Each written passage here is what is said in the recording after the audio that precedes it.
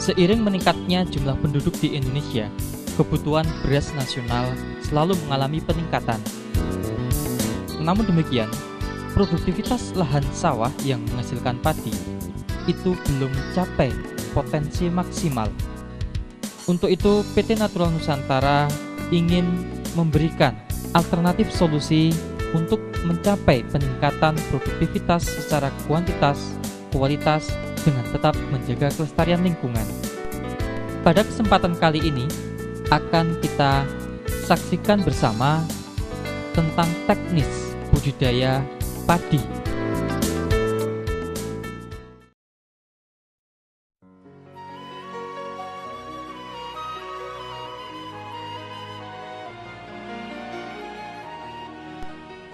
Sebagai persiapan awal, kita siapkan pembuatan persemaian. Untuk membuat persemaian dapat digunakan dengan cara menghitung perbandingan luas tanah untuk pembenihan dengan lahan tanam, yaitu 3:10. Artinya bila sawah seluas 1000 meter persegi, maka bagian sawah untuk persemaian dibutuhkan cukup sekitar 3,5 meter persegi.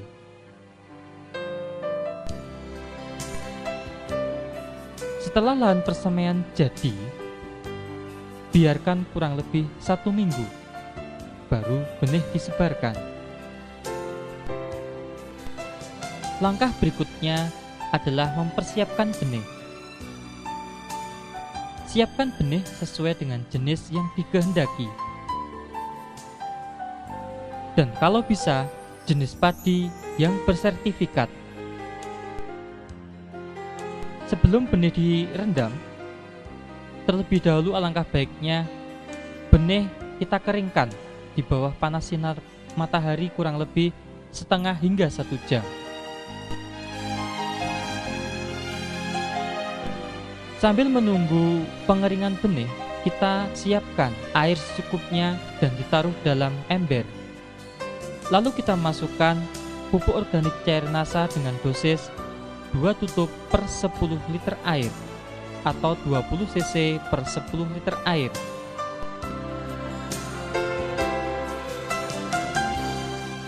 Kemudian masukkan benih yang telah dijemur tadi ke dalam ember atau drum yang telah berisi campuran larutan pupuk organik cair NASA.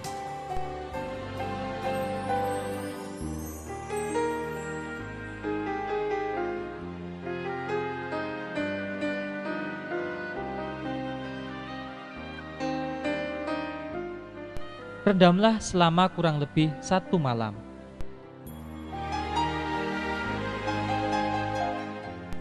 Setelah direndam selama 1 malam, lalu benih ditiriskan dan masukkan ke dalam karung atau bahan lain yang lembab.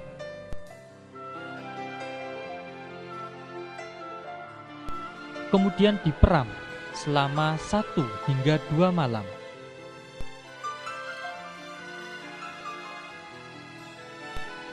Atau salah satu ciri benih siap disemai adalah sudah berkecambah kurang lebih setengah hingga 1 cm.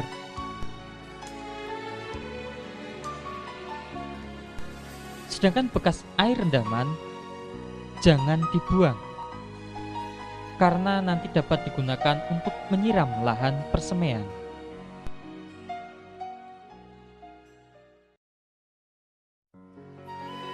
Sebelum benih disebar, lahan persemaian disiram dulu dengan bekas air perendaman benih.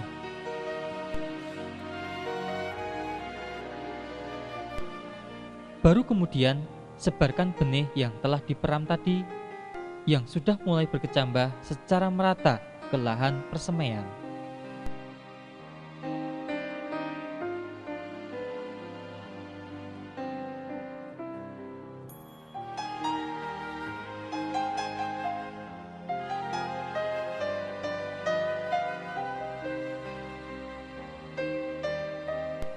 Dan akan lebih baik jika benih yang sudah disemai segera ditutup dengan jerami padi atau bahan lain seperti daun kelapa, daun pisang, kurang lebih selama 3 hingga 5 hari.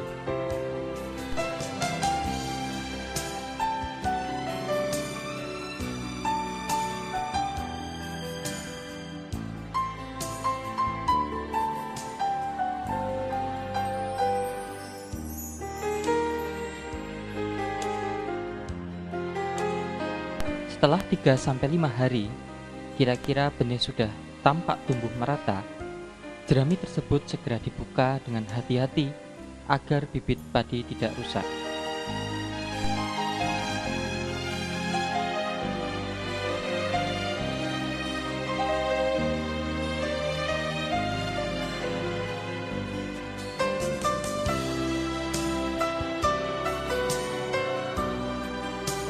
Bibit yang sudah tumbuh di persemaian, dalam pemeliharaannya disemprot dengan pupuk organik cair NASA dengan dosis 2 tutup atau 20 cc per tangki pada umur 7 hari dan 14 hari setelah semai.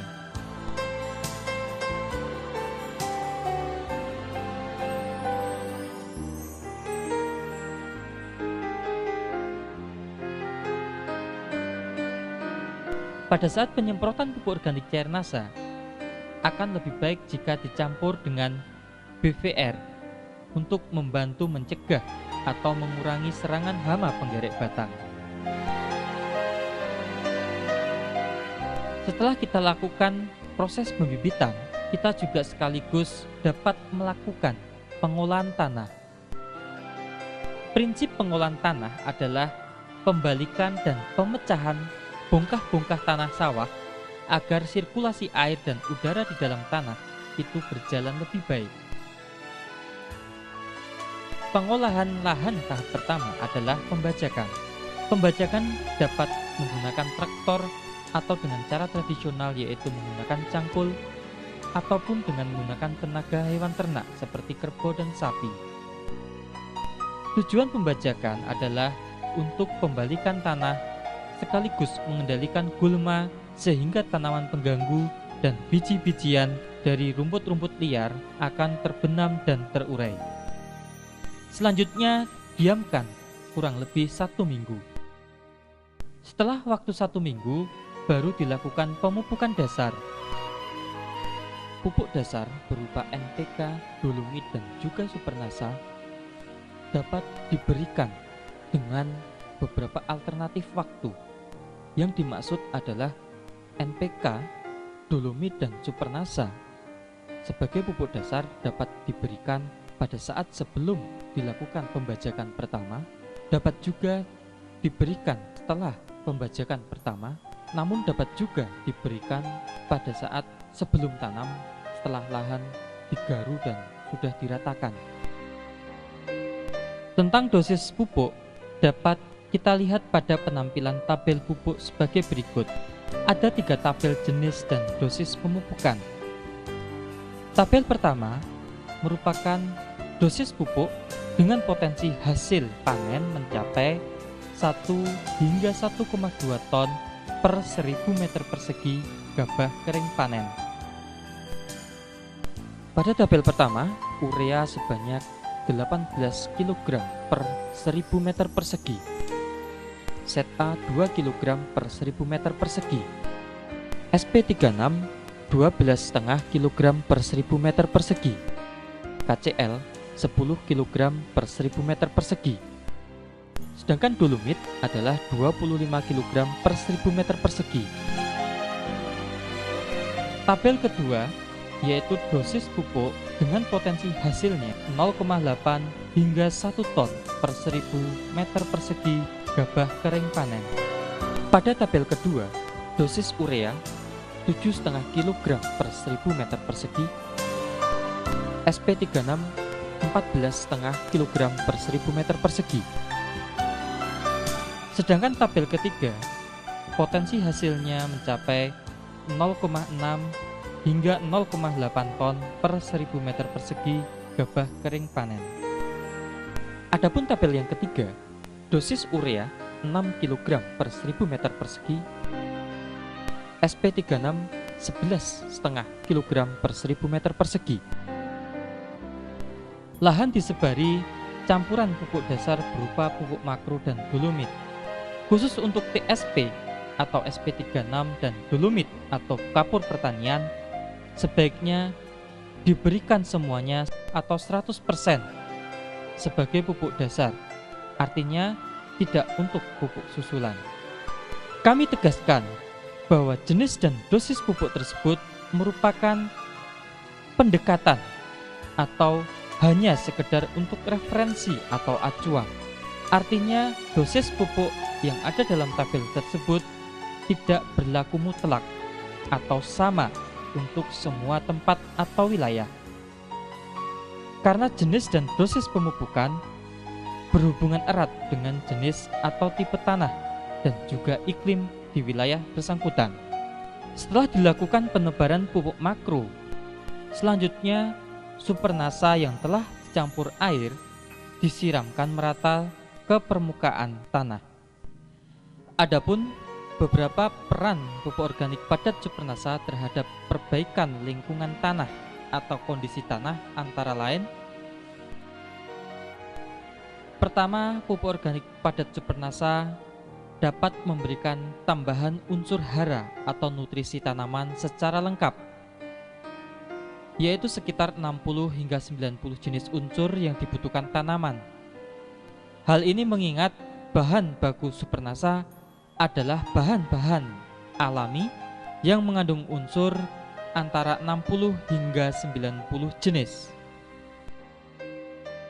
Peran yang kedua adalah pupuk organik padat Supernasa dapat melarutkan kembali residu atau sisa-sisa pupuk kimia di dalam tanah sehingga dapat dimanfaatkan kembali oleh tanaman.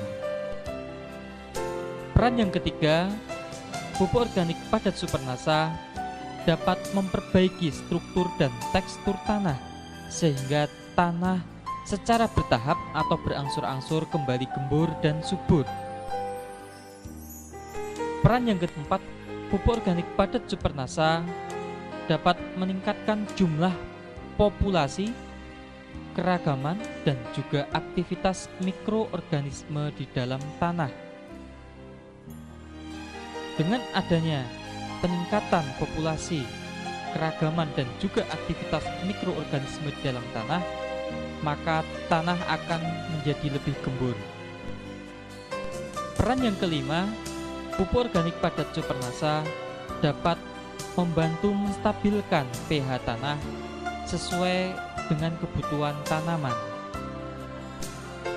Peran yang keenam, bahwa pupuk organik padat Supernasa dapat memberikan tambahan zat perangsang tumbuh alami atau hormon tumbuh alami bagi tanaman berupa hormon alami auksin, giberelin, dan sitokinin.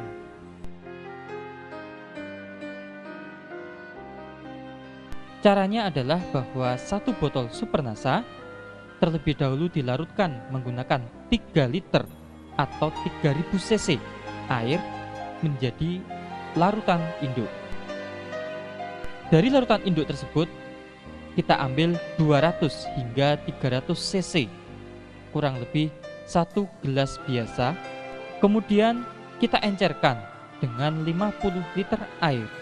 Setelah kita aduk, barulah kita siramkan merata ke permukaan lahan. Selama pemupukan dasar hingga nanti fase tanam, masukkan air secukupnya, jangan sampai melimpah ruah sehingga mengalir keluar dari lahan kita. Setelah kita lakukan pemupukan dasar dan juga penyiraman Supernasa, kemudian kita lakukan penggaruan atau garu. Tujuan penggaruan adalah agar tanah menjadi rata dan rerumputan yang masih tertinggal dapat terbenam ke dalam tanah. Tanah yang sudah digaru dibiarkan selama 4 hari. Setelah tanah sudah menjadi lumpur halus dan pupuk dasar maupun Supernasa sudah menyatu dengan tanah atau bereaksi dengan tanah, baru lahan siap ditanami.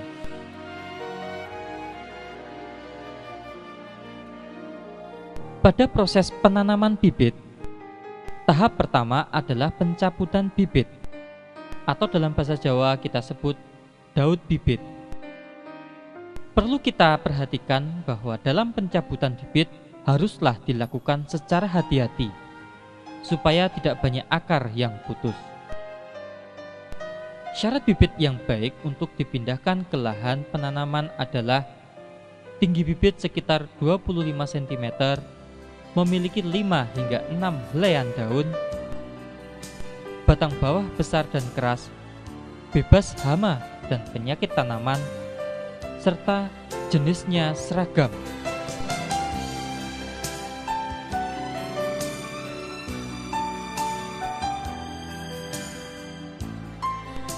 Umur bibit yang baik untuk pindah tanam tergantung varietasnya. Untuk varietas genjah, yaitu umur 100 hingga 115 hari panen, bibit dipindahkan pada umur 17 hingga 21 hari setelah semai. Sedangkan untuk varietas sedang, yaitu kurang lebih 130 hari, bibit dipindah tanamkan setelah berumur 21 hingga 25 hari setelah semai.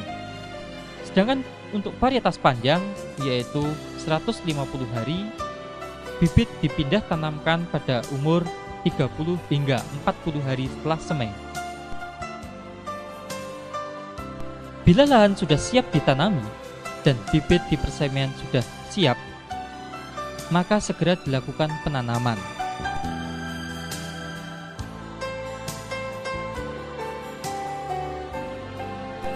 Jarak tanam yang digunakan antara lain adalah 25 kali 25 cm atau 30 kali 30 cm. Dengan jumlah bibit yang dimasukkan ke dalam setiap rumpun adalah cukup 2 hingga 3 bibit per rumpun.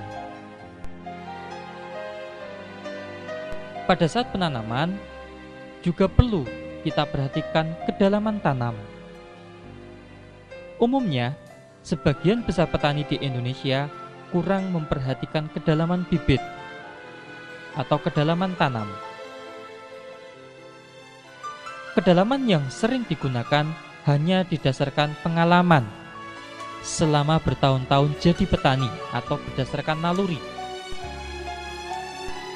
Bibit yang terlalu dalam dibenamkan atau ditanam akan berakibat pada berkurangnya jumlah anakan tanaman. Ini terjadi karena semakin dalam pembenaman bibit, maka akan semakin kurang suhu tanah, sehingga mata tunas yang ada di bagian bawah bibit tidak akan memperoleh rangsangan untuk membentuk anakan.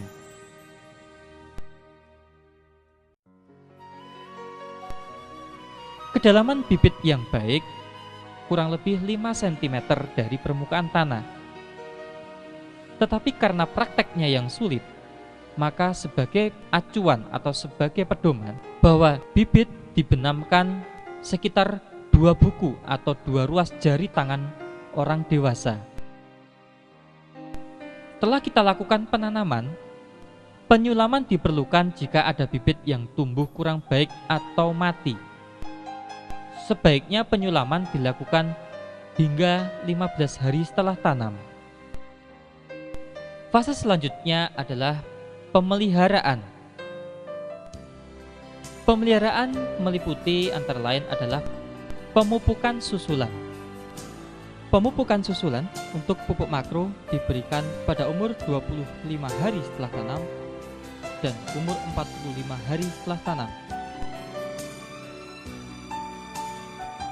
Pada umur 25 hari, pemupukan susulan pertama bisa kita lihat pada tabel pertama, urea sebanyak 36 kg per 1000 meter persegi, set A 3,5 kg per 1000 meter persegi, dan KCl 10 kg per 1000 meter persegi. Pada pemupukan susulan kedua, yaitu pada umur 45 hari, pada tabel pertama, urea 18 kg per 1000 meter persegi, set A 2 kg per 1000 meter persegi, dan KCl 20 kg per 1000 meter persegi.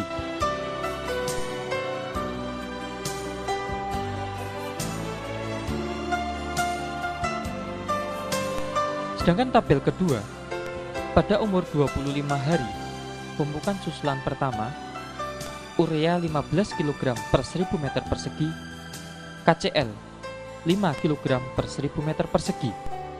Pada pemupukan susulan kedua, yaitu pada umur 45 hari, urea 7,5 kg per 1000 meter persegi, KCl 10 kg per 1000 meter persegi.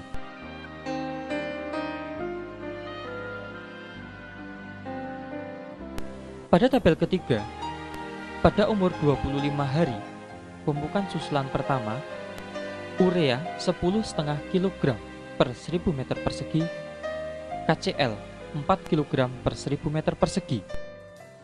Pada pemupukan susulan kedua, yaitu pada umur 45 hari, urea 6 kg per 1000 meter persegi, KCl 7,5 kg per 1000 meter persegi.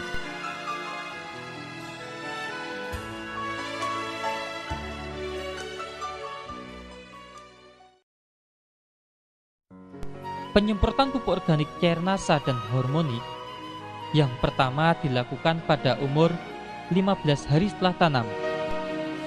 Selanjutnya penyemprotan yang kedua adalah 30 hari setelah tanam. Dan penyemprotan yang ketiga adalah 40 hari setelah tanam. Dengan dosis 4 hingga 6 tutup pupuk organik cairnasa dicampur dengan 1 tutup hormonik per tangki 14 atau 17 liter. Perawatan yang lain adalah pengolahan tanah ringan. Pengolahan tanah ringan ini dilakukan pada tanaman berumur 20 hari setelah tanam. Tujuannya adalah untuk memperbaiki sirkulasi udara atau aerasi dalam tanah, juga agar tanah di sela-sela tanaman akan menjadi gembur. Alat yang digunakan biasanya berupa sorokan, yaitu semacam garpu kayu bergigi paku yang sudah ditumpulkan selebar kurang lebih 15 cm dan diberi tangkai. Pemeliharaan selanjutnya adalah penyiangan. Gulma atau tanaman liar yang mengganggu tanaman padi akan bersaing dengan tanaman padi dalam memperoleh makanan atau zat hara dari dalam tanah. Oleh karena itu, penyiangan sangat diperlukan agar tanaman padi dapat tumbuh sempurna sehingga produktivitasnya dapat maksimal. Gulma yang sudah dicabut dapat dibuang keluar areal sawah atau dipendam dalam lumpur sawah sedalam-dalamnya. Sebaiknya dalam satu musim tanam dilakukan penyiangan 2 kali, yaitu pada saat umur 21 hingga 30 hari setelah tanam dan 35 hingga 45 hari setelah tanam. Dalam berbudidaya padi, hal yang sangat penting adalah pengaturan air. Dalam pengaturan air perlu diperhatikan beberapa fase pertumbuhan. Pada fase pertumbuhan awal, yaitu setelah bibit padi ditanam, sawah harus digenangi air setinggi 2 hingga 3 cm selama 15 hari atau saat tanaman mulai membentuk anakan. Air harus dipertahankan agar struktur tanah yang sudah diperoleh saat pengolahan tanah dapat dipertahankan. Selain itu dapat juga menghambat pertumbuhan gulma. Kecuali jika tampak gejala serangan hama putih, maka pengairan diatur, yaitu 1 hari digenangi, selanjutnya 3 hingga 4 hari dikeringkan. Dikeringkan yang dimaksud adalah tanah cukup basah saja, tapi tidak ada air yang tergenang. Hal ini bertujuan untuk memutus siklus hama putih tersebut.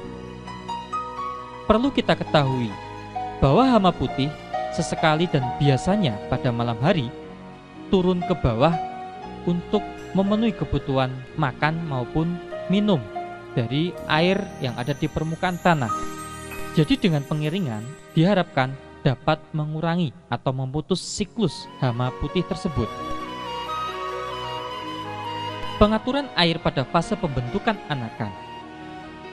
Pada fase pembentukan anakan, ketinggian air perlu ditingkatkan dan dipertahankan cukup 3-5 cm hingga tanaman terlihat bunting. Bila permukaan air mencapai ketinggian lebih dari 5 cm dari permukaan tanah, Hal ini malah dapat berakibat pembentukan anakan atau tunas akan terhambat. Tetapi sebaliknya, jika kurang dari 3 cm, gulma akan mudah sekali tumbuh dan berkembang. Pengaturan air pada fase bunting, yaitu air dibutuhkan dalam jumlah cukup banyak, sehingga ketinggian genangan air pun harus cukup tinggi, yaitu sekitar 10 cm dari permukaan tanah. Kekurangan air harus dihindari pada saat fase bunting ini, karena dapat berakibat kurang sempurnanya pengisian bulir padi, sehingga pada akhirnya banyak pembentukan bulir padi yang gagal atau tidak sempurna dan kurang bernas. Pada fase pembungaan, bila mulai tampak keluar bunga, sawah perlu dikeringkan selama kurang lebih 4 hingga 7 hari. Ini dilakukan supaya pembungaan berlangsung secara serentak. Pada saat bunga muncul serentak, air segera dialirkan kembali sampai ketinggian 5 hingga 10 cm agar tanaman dapat menyerap makanan maupun air sebanyak-banyaknya. Dalam berbudidaya padi, di samping penggenangan juga perlu diperhatikan pada fase-fase pengeringan. Sebenarnya pengeringan yang dimaksud bukanlah kering total, artinya tanah cukup basah dan lembab namun tidak sampai tergenang. Pengeringan hanya dilakukan pada fase pemasakan biji. Tujuan utamanya adalah untuk memperbaiki aerasi tanah, meningkatkan suhu dalam tanah, dan juga meningkatkan penambahan bahan organik oleh jasad renik, dan sekaligus mencegah terjadinya busuk akar, serta bermaksud untuk mengurangi atau mencegah populasi hama. Sedangkan pada pemasakan biji atau pemasakan bulir padi bertujuan untuk menyeragamkan biji atau bulir dan mempercepat pemasakan bulir padi. Sebagai patokan, pengeringan dilakukan saat seluruh butir padi mulai menguning. Pengeringan jangan dilakukan sebelum semua bulir padi tampak kuning, karena dapat berakibat malai padi menjadi kopong atau kosong atau gabuk. Pengeringan ini dilakukan hingga saat padi siap dipanen.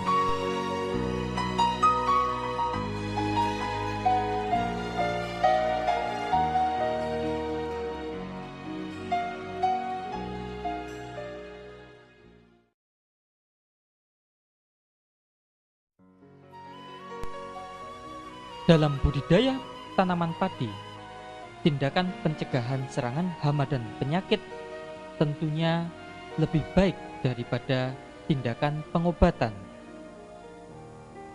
Untuk itu perlu dilakukan pengamatan secara cermat dan teratur. Paling tidak pengamatan dilakukan setiap 2 hari sekali atau setidaknya 1 minggu sekali.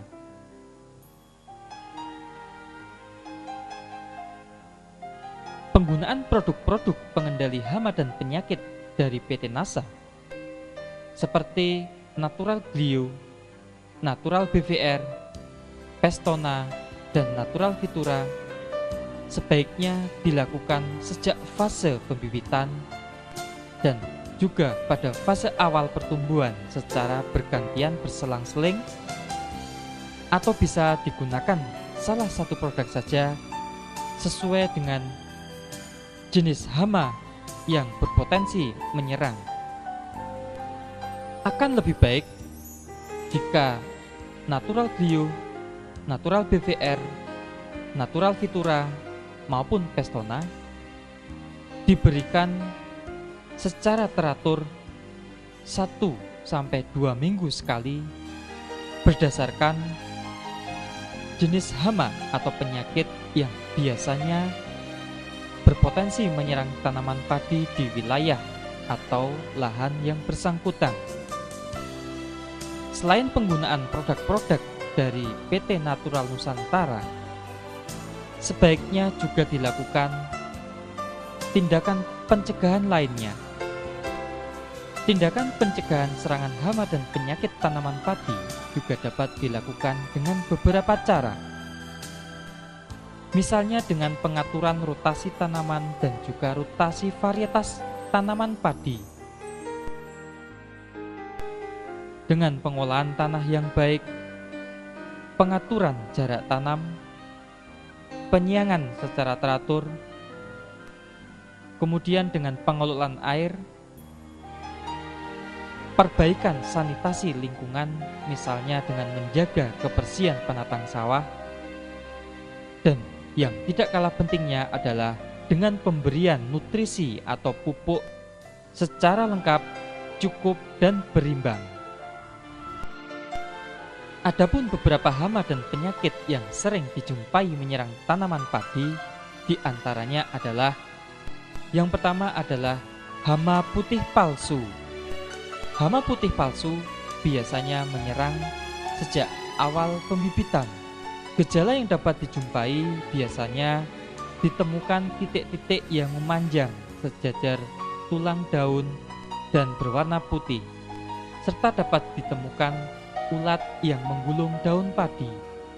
Untuk pencegahan ataupun pengendalian, sebaiknya menggunakan natural BVR sejak pada fase pembibitan untuk mencegah atau bahkan mengurangi meluasnya ancaman serangan, dan juga dengan cara pengaturan air yang baik seperti yang sudah dijelaskan pada fase pengelolaan air.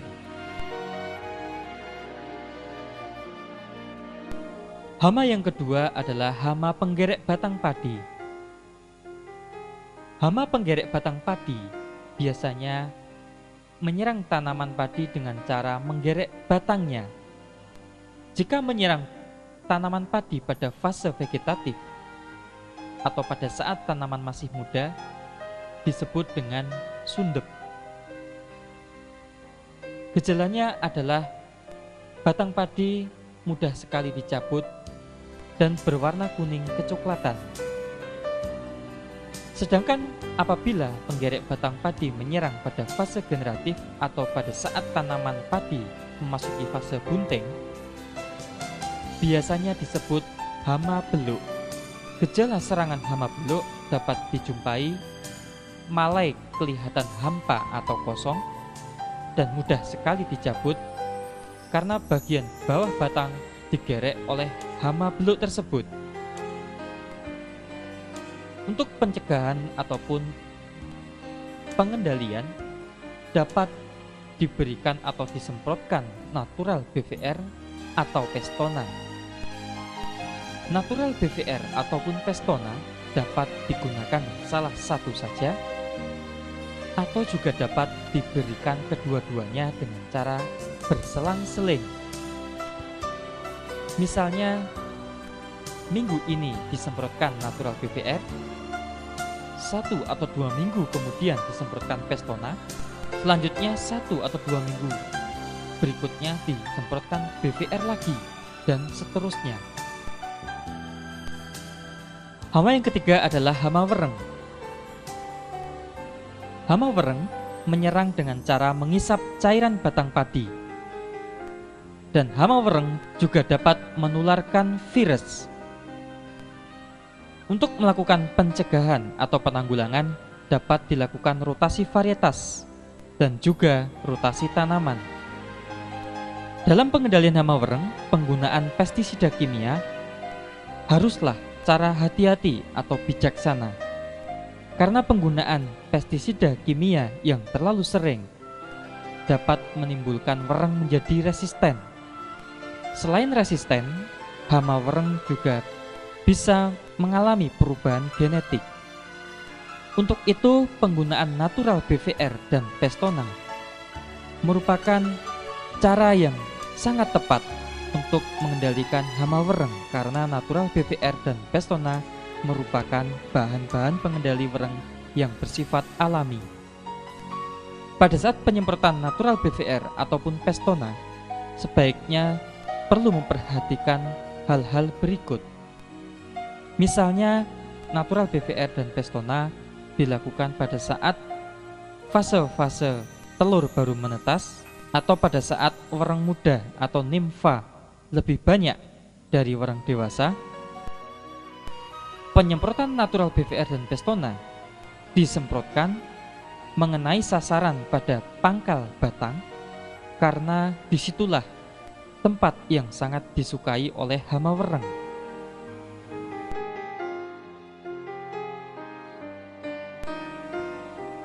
Dari kedua hama, yaitu hama penggerek batang padi maupun hama wereng, sebaiknya pada saat tanaman padi sudah terserang hama penggerek batang maupun wereng, jerami habis panen itu sebaiknya dibakar. Serta perlu dilakukan pengelolaan air dan pengelolaan tanah dengan baik dan benar. Hama yang keempat adalah hama walang sangit.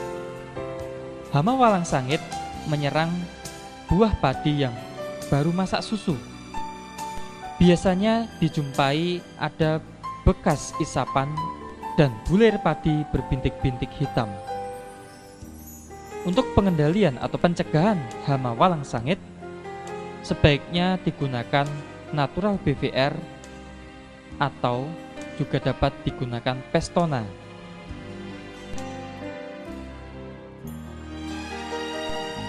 Di samping hama-hama tersebut tadi, kita juga perlu mewaspadai adanya ancaman hama lainnya seperti hama tikus maupun hama burung yang biasa menyerang tanaman padi secara tiba-tiba dan sehingga bisa menyebabkan kegagalan panen. Khususnya hama tikus dapat dilakukan penyebaran atau penebaran musuh alami tikus seperti burung hantu, ular, anjing, maupun kucing. Serta dapat juga dilakukan pembersihan pematang sawah atau sanitasi yang baik. Pada saat habis panen sebaiknya dilakukan gropioan atau memburu tikus secara beramai-ramai. Sedangkan untuk hama burung, cara yang sementara bisa dilakukan adalah dengan cara memasang boneka sawah atau boneka yang mirip orang-orangan yang dipasang di tengah-tengah hamparan padi atau di sekeliling pematang sawah.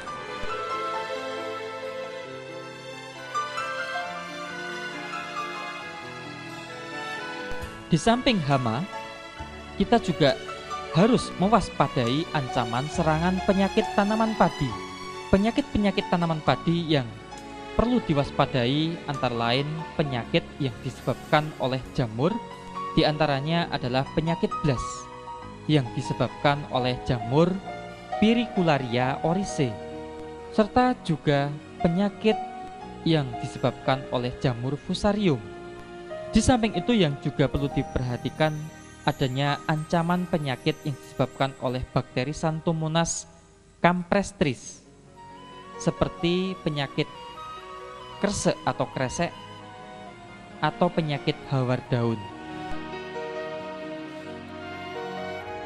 Untuk mencegah serangan penyakit tersebut, sebaiknya diberikan nutrisi yang lengkap, cukup, dan berimbang sejak pada awal tanam. Di samping itu, harus diberikan pencegahan dengan pemberian natural glio pada saat sebelum tanam.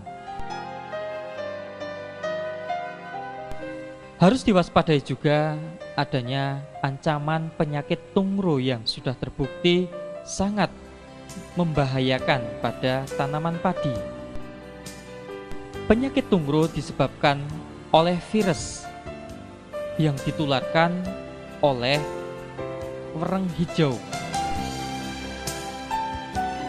Di samping penyakit tungro juga perlu diwaspadai penyakit kerdil yang disebabkan juga oleh virus, namun hama perantaranya berupa wereng coklat.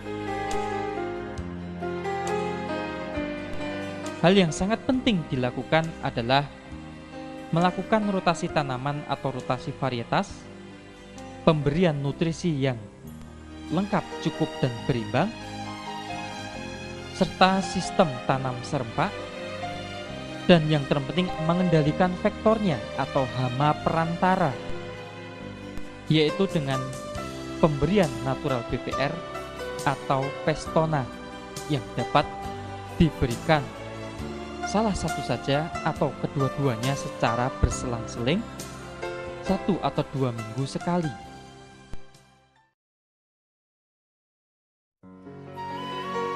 Setelah tanaman cukup umur, maka segera dilakukan pemanenan.